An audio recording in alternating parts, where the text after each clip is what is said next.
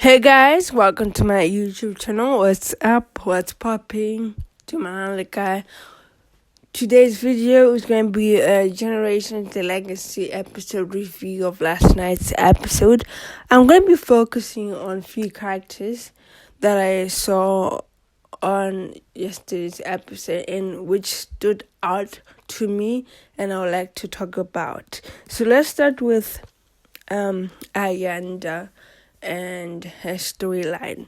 So Ayanda is currently really struggling with the fact that her father is back in her life and she's trying to figure out how to deal with it emotionally and how to actually accept that he's now back in her life. In the end, there's nothing she can really do about it. So on the previous episode, there was a dinner we're at Ayanda and Malinga's apartment, which I spoke about in my previous video.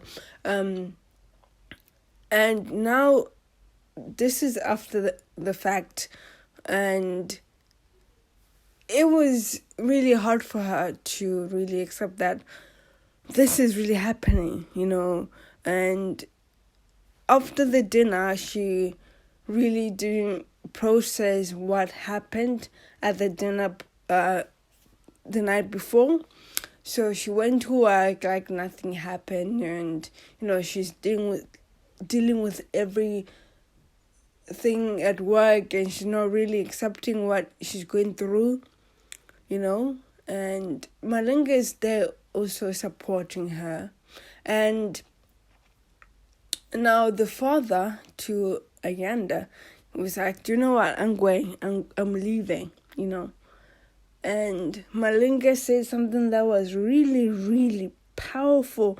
And I think for the first time ever, I feel like Malinga was, backing Ayanda's emotions and getting where she's coming from now. Understanding why she's having a really difficult time, bringing her father into her life again. And he says something in the lines of, oh, so you're leaving again, without even speaking to Ayanda. So you're doing the exact same thing that you did last time. This is why Ayanda has difficult time opening up to people, opening up to other men because of you, because you damaged her emotionally to the extent that she cannot trust anyone, and you're doing it again. And then the father was like, what? She doesn't want me here. And Malinga says something in the lines of, obviously she does not want you here, but that doesn't mean you have to leave. Show her that you have changed by staying regardless of her not wanting you here. Stay and support her and show her that you won't leave again. And then maybe that will heal her again and find a space in her heart to get that, okay, you have changed. But if you leave, you just be showing her again that you're not reliable, you're not going to be there for her anymore, and to prove her point that you are not there for her and she won't allow you to be in her daughter's life. I think that's what's going on with Ayanda's storyline. And I think at some point during the scene, Ayanda came back home and she was really distraught emotionally, and she was sitting on a couch and she was literally crying, because she was thinking about of what really happened, and she's thinking about her sister and how she's feeling jealous that the father was talking about her sister she never met. It happens to the best of us. Okay, it happens to the best of us. Ayanda is jealous about her sister, who she never met, because her father was comparing her to the sister that she never met. I mean, it can be hard for anyone who is going through this, and she was really distraught and she was crying, and Malinga's there supporting and comforting her. I think that was the first time I saw Malinga actually being supportive and understanding, who else? Let's start with let's talk about Fikile. Fikile is also there's not a lot about Fikile's storyline. She's just supporting.